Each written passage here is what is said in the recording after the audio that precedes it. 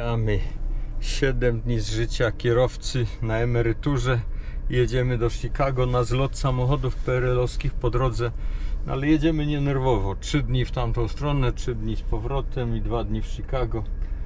Jedziemy z naszym nowym pilotem. Hej Maja, jak się masz? No, pierwszy raz w trasę jedziemy. Pierwszy raz jedziemy w trasę. Jeszcze wyzerujemy wszystkie wartości. Tutaj mamy pełen bak benzyny. Teraz wyzerujemy też,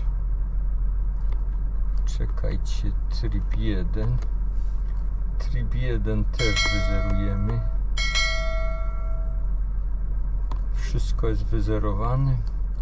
Sprawdzimy też, ile nam oleju zostało, czy to objedziemy.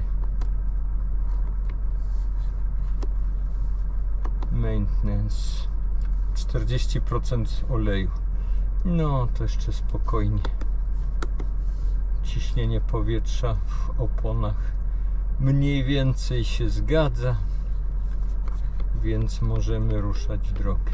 Świetlało 400 mil do pustego baku, czyli po drodze do Chicago co najmniej jedno tankowanie, albo 2, bo w Chicago drogie paliwo, to w Indianie trzeba będzie zatankować.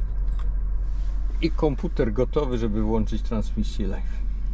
Laptop włączony, kamerki rozstawione. Mogę sobie porozmawiać z moimi przyjaciółmi i lecimy w stronę Appalachów. Zaraz wjedziemy do Virginii. Lecimy na północ autostradą 77.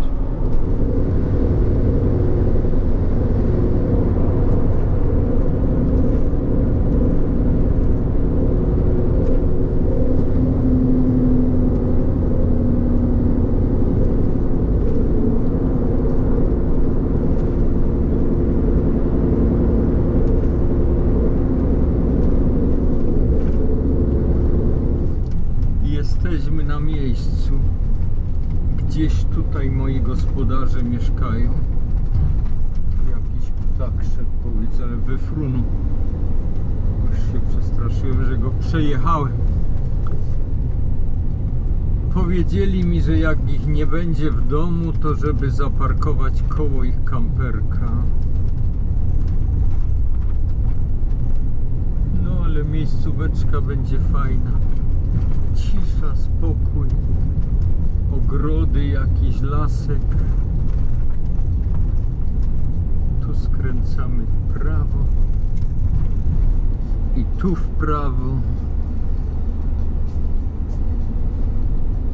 A i oni tu po lewej stronie. Poznaję ten dom ze zdjęcia i tam jest ich Mercedesik.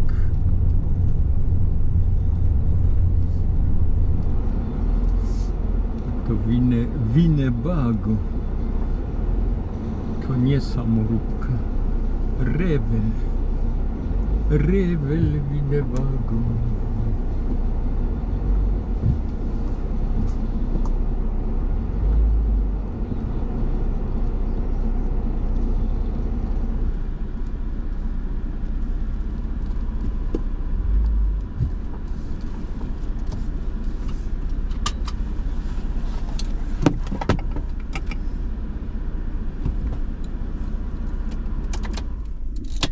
Dzień drugi się zaczyna. O świcie słoneczko właśnie wzeszło. Idziemy na spacerek, prawda Maja? Przejdziemy się troszeczkę. Spało się dobrze, cisza, spokój. Noc była dość chłodna, no ale nie na tyle chłodna, żeby grzać w samochodzie. Było około 10 stopni, więc taka idealna pogoda do spania. Zwłaszcza, że auto dobrze izolowane, więc się nie wychłodził tak do końca. Teraz możemy przejść tutaj po okolicy, zobaczyć, gdzieśmy to wylądowali wczoraj. Tu ta ulica się kończy zaraz. Jest takie osiedle podmiejskie, ale raczej nawet powiedziałbym wiejskie, bo tu żadnego miasta w okolicy nie ma. Do miasta jest dobre kilkanaście kilometrów. Opuszczamy to gościnne miejsce. Cichutko, spokojnie było i za darmo, więc ponieważ to prywatna rezydencja, nie podłączałem się do żadnych prądów ani niczego, to no to jest za darmo. Zwyczajowo jest tak, że jeżeli bym na przykład korzystał z podłączenia do prądu, no to wypada tam zostawić jakiś napiwek za to.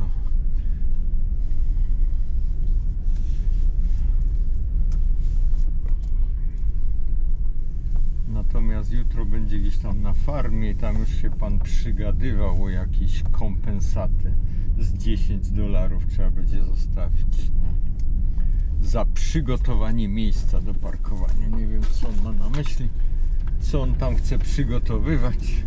Girlandy kwiatów i dęta orkiestra na powitanie.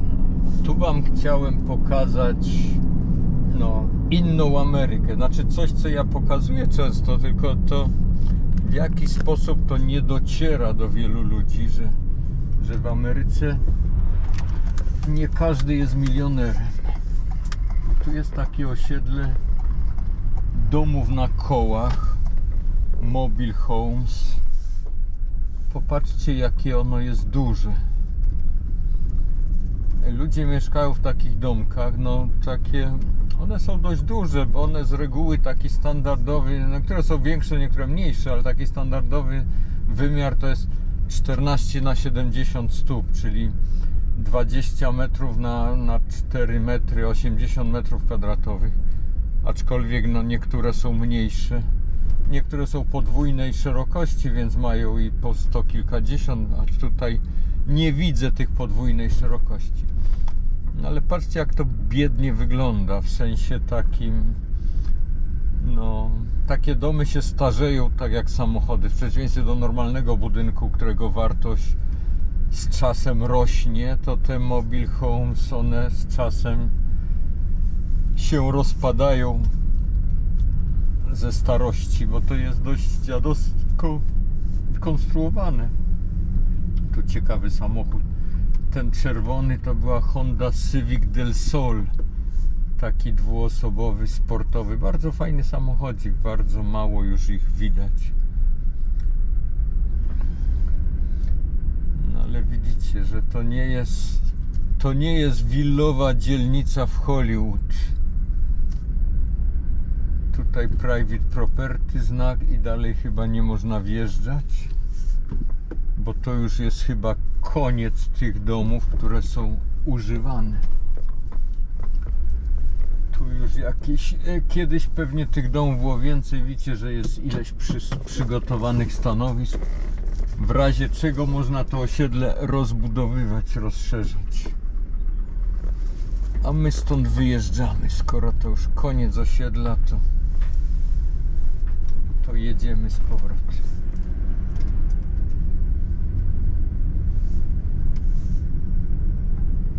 I to też jest Ameryka. Dlaczego ja to pokazuję? No dlatego, żeby właśnie uświadomić niektórym zawsze narzekającym, jak to źle w Polsce jest, że zazwyczaj jest tak, że jest źle tym, którzy nic ze swoim życiem nie robią. Z różnych powodów. Ja nie mówię, że to jest zawsze ich wina. Czasami są to jakieś okoliczności, na które nie mamy wpływu. Czasami jest to jakby indywidualne. O, tu jest taki podwójnej szerokości. Tu jest taka chałupka podwójnej szerokości. Czasami kwestia naszych predyspozycji psychicznych. Ale to wcale nie znaczy, że wystarczy wyjechać do Ameryki i będziemy milionerami. Jak widzicie, w Ameryce są miliony ludzi, którzy też mają poważne problemy finansowe, którzy nie mogą związać końca z końcem i którzy się zmagają z różnymi trudnościami codziennego życia. Oczywiście niektórzy po prostu wybierają taki sposób mieszkania tutaj, bo im to pasuje, bo stwierdzają, że po co wydawać 200-300 tysięcy dolarów na dom, jak za 20 tysięcy dolarów dom kupimy. To jest też kwestia jakichś indywidualnych predyspozycji. Tu też po lewej stronie podwójnej szerokości domek, porządny jeep przed domem, także tu też ktoś chyba mieszka, bo mu to pasuje, po prostu niedrogo jest. Tak to wygląda, takie osiedle mobile home wygląda i one są bardzo popularne w Ameryce. One są wszechobecne, że tak powiem. Gdzie się nie pojedzie, to się pojawiają takie osiedla. No zobaczymy, czy jestem Kroger Plus Customer. Naciśniemy, że tak. Musimy wcisnąć teraz tajny numer. Insert credit card.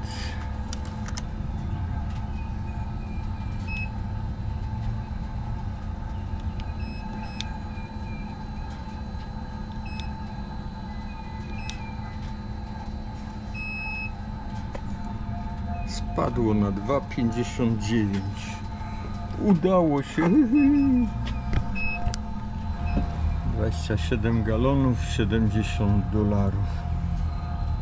Salty Dog Muzeum. Tylko zamknięty. Nie wiem, czy tu w ogóle cokolwiek jest do oglądania. Hello, you've been in charge, right? I'm not in charge, but the guy that's in charge is in here. If you want to, I tell you what, go on in here and talk to one of these guys. I need to work on something right now, but they'll show you around. Thanks, appreciate it. Wow, co tu się dzieje?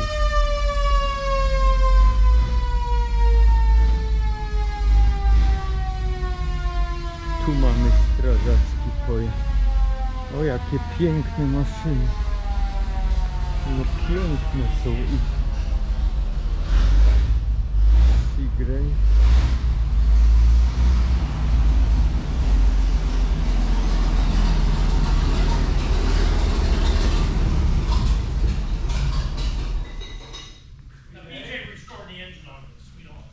Wow. The rest of us are poets. This would work with a fire helmet on. Yeah. That is outstanding. I still got some breakfast here. Like So. that right up. Oh, that's an outstanding stash, man. Thanks for stopping, Peter. Okay, I'll be back. Stop Thanks. again. 100%. Oh yeah. Good. And today I got a monitor on. Oh, wow. Yeah. They just wanted to see what happens in 24 hours. What I do. Niesamowite są te ciężaróweczki, wozy strażackie. I had a monitor on. I had to go back. Jest remontowany, ale patrzcie jak odpicowany. On nie wyglądał tak dobrze jak był nowy. Facet ma wąsik fajny. Trochę oszukuje, bo to broda przycięta na kształt wąsa.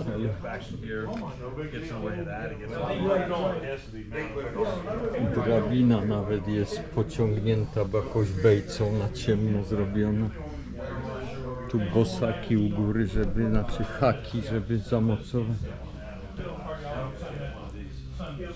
Niesamowite. Ja mam nowego kolegę, albo koleżankę, no, która bardzo mnie lubi, bo ja mam jakieś jedzonko w kieszeni, a my bardzo lubimy takie jedzonko, nie?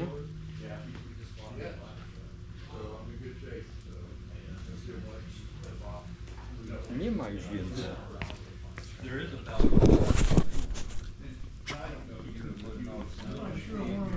Zaraz idziemy dalej. Nie wiem, z którego roku to jest pojazd. Model serial number z 29.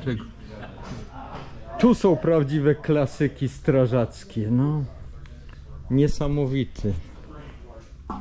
Ten taki utrzymany, nieodnowiony, utrzymany w starym stylu. Reflektor potężny, jeden tutaj, taki szperacz. Pompa pod siedzeniem, węże, nie wiem gdzie zbiornik wody, bo zbiornik może w innym pojeździe był. Ale to jest niesamowite te auto.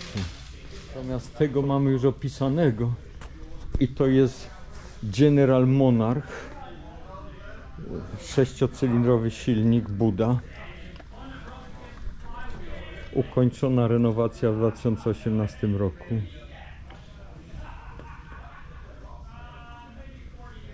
Też dzwonek.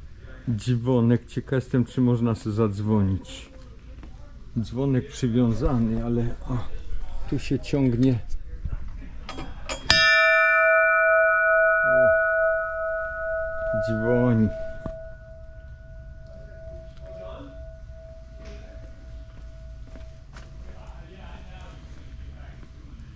A tutaj mam maka.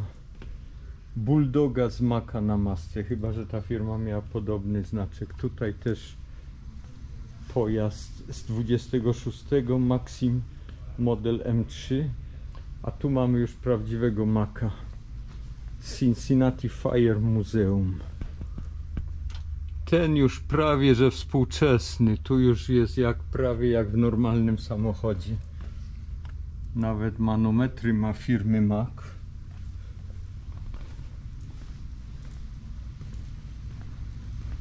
Bellevue Fire Department. Tutaj mamy Ahrens Fox. Nawet nie słyszałem o takich firm. Ahrens Fox has been around since the late 1800s. They were building steamers like this unit here. Okay. And then when they started to produce trucks, which is like maybe 1910 or so, when Ford and everybody started building trucks, then they start putting them on trucks. This looked like, when we got this thing, it was in well, here's a picture of it when we started. That's what it looked like. Oh.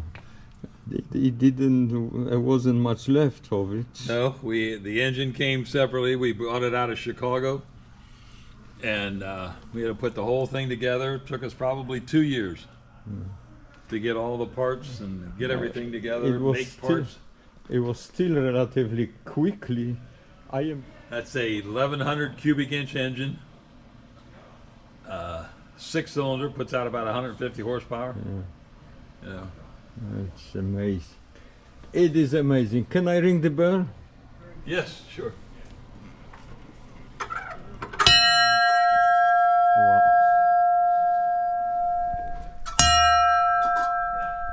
So this one from 19. This one is over 100 years old already. Now you know why there's more than one on it. What is that? The big ball. Sphere, that ball. Well, this is a pumper. So they'll put a hose, they'll take one of these big hoses, and they'll hook it up to this big that'll intake. So the pump pumps out so much, every time it hits, the water goes like, so if you're holding on the end of it, it'll almost knock you off a ladder. Okay. So the water, they call that a compensator. Water goes in there and it dampens that quick shot each time, so that you don't, get knocked off a ladder. That's pretty far, damn. I ain't going there. 2 hours. Yeah. No, I'm not going there. This is a frame off of a Where's the car? 1917, What the and hell? that's as far as we got. We got the wheels out. This one had Oh, that's right. Yeah. had rubber wheels on it, like that steamer does, Okay. and we got to get that all redone. And there's not very many people that do that anymore. Yeah. We might do something. Usually we take and replace the tires because a lot of times they get dry rotted. Yeah. And we just got this one probably a couple of months ago, a month or two ago. That other one we had, now that big thing, that ladder will go up Okay. So there. 75-foot ladder. And the way that goes up is there are 2 huge springs in those tubes. Oh, okay. You release those handles and that ladder goes up like that. Then you have to crank it back down in order to kind of preload those springs again. Yeah, but after fire you got all the time. But in beginning of the fire, every second counts. So. But it runs. I mean, we've had that out running 40 miles an hour. Okay. It goes pretty good. Yeah. We'll take the glue off without messing with the paint. That's How did amazing. that work in the parade? Tu jakieś małe pojazdki. Ford Model T jako fire truck. Yeah, so it missed the first parade, but it'll be going to Frankenmuth. Okay. Też z dzwoneczkiem, możemy sobie zadzwonić delikatnie.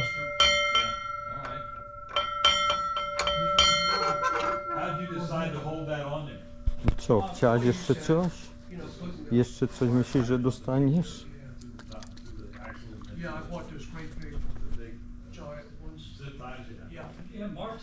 Kolejny Ford Model T. A tu co to za, to jest pompa tutaj jakaś? He yells at the guys for using them to hold ladders on their truck.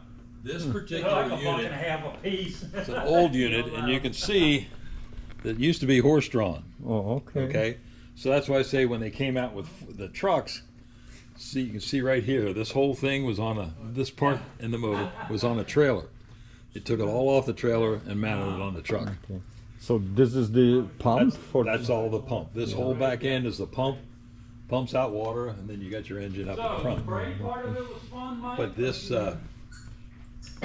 when they came out with the trucks, they eliminated a lot of work because prior to that, It never failed. if you had to go to a fire, you had to take that steamer, you had to take the ladder wagon, Never a guarantee. you had to take the hose cart, How long the ago? horses. and the horses. And the problem is that the horses, trying to keep them calm while you're fighting a fire, yeah. and all the commotion and everything. And that's why they had Dalmatian dogs running. You know, did you ever see those? Yeah, yeah. They were to keep the dogs in the neighborhood away because the dogs would spook the horses. So that was the point of all of them. And that's funny how the Ford Model T was operated with those three pedals. Right. This is just a regular Model T. Yeah, This was all the way down was first gear, yeah. all the way up was second gear. In the middle was neutral. You had to put it in neutral. Push this one all the way down. That was reverse. Yeah. And then the other one is a brake. And no gas pedal. No Well, gas your gas is all pedal. up here, all controlled yeah. on the column. But these are the original. These are the old pumpers, and they were in the late Ario. 1850s and so. Ario Speedwagon, right? Yeah. This. That's where they had the fire going. They heat it. So what they was doing? This operates just like a old steam engine train. Yeah, I know. But Okay, it would create steam, and it would run the steam. Then would use to run this pump. Oh, so the That's the steam, big pump, the Steam steam was pump. just running the pump. Right, and then you hook your hose up here, and put it into a pond or whatever, and then you would have your outlets. But you can see where this originally was horse-drawn. Yeah. See? Great. Well, I guess there's not that much more we can do. Thank you. I was driving here following the GPS and I said maybe GPS is wrong. It doesn't look like a big place with the big museum, but I'm glad I did come. So it's great. Yeah, half the population is right here, right now. But it's so clean and so neat here. I mean, some of the small museums is like old barn with the spiders and Mark is a stickler for cleanliness. yeah, the great. These are just old. Race. Mark is in partners with the guy that run this. Yeah. It was Ron's machine shop, Ron Miller, and Ron used to race these things Oh, okay. back in the. Ron's 80, so he's back, 30, 40 years ago. He was racing those things, and these are all ones they put different engines. He was kind of into hot rods. Yeah. So that's got a newer engine in it. This has got like a 350 V8. Well, they didn't have that back then. This whole collection of nice hot rods, Right. Fords. Now that one's probably original. That's an old flathead V8 in the 32. They had that then. I read one time there is a more 1932 Fords registered now than there was ever produced. So. Yeah. Well, that's why there's a lot of Model Ts around, because Ford made 19 million of them between 15 and 27, 1927. And he used a steel frame, and that's why they're still around. All the other car companies use wood for their frame, and they all rotted out. The old BMW motorcycles. Yes.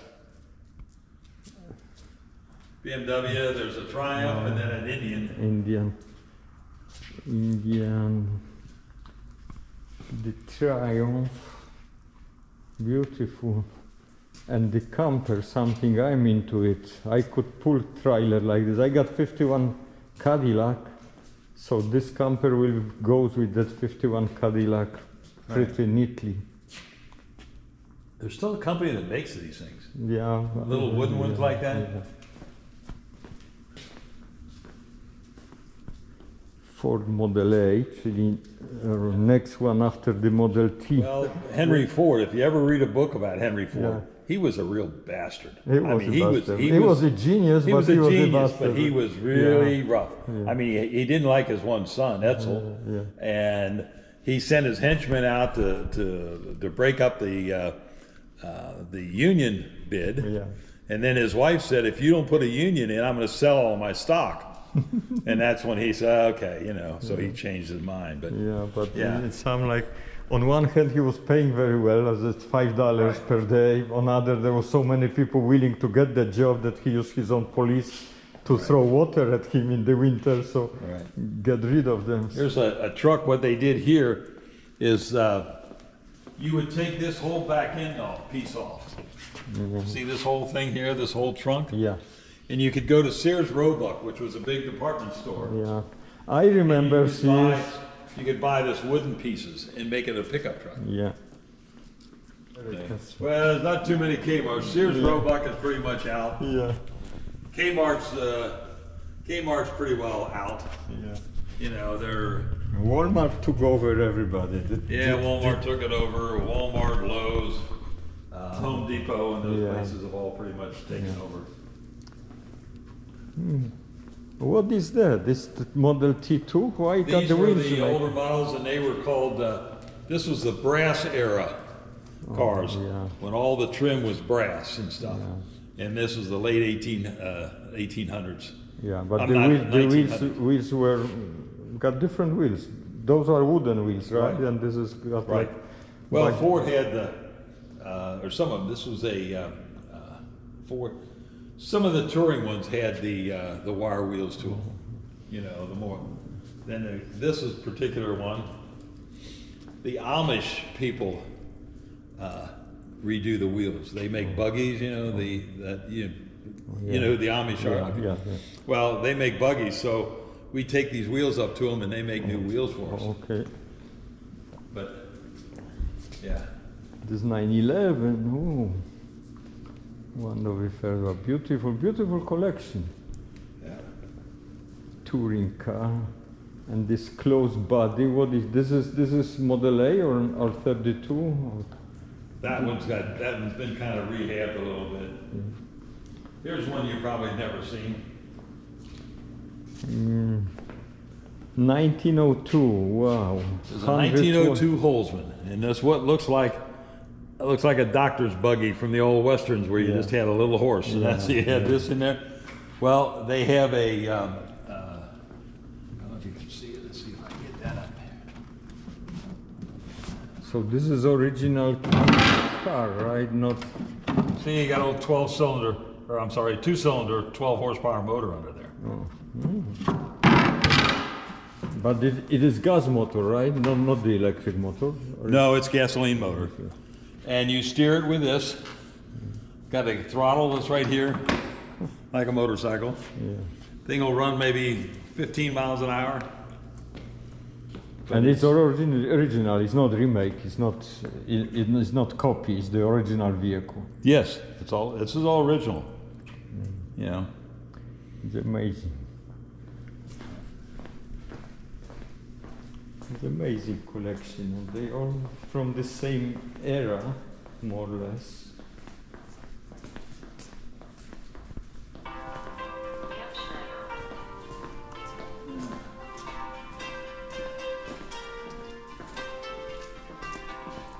And that's the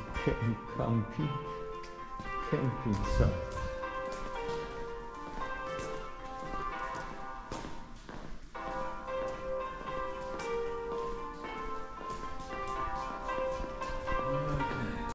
No i wyjeżdżamy z tego muzeum. Prawdę mówiąc, prawdziwa perełka. No nie spodziewałem się Nie spodziewałem się, że aż takie będą tutaj cudeńka. Te strażackie pojazdy niesamowite i pięknie odrestaurowane. Kolekcja Fordów Model T też spora, bo też były modele z tej epoki brązu, które już są dość rzadkie, bo początkowo Ford Model T miał chłodnice, lampy z brązu, czy mosiądzu, a potem to zamienili na stalowe, żeby obniżać koszty produkcji. A teraz jedziemy do Muzeum, do Muzeum Packarda.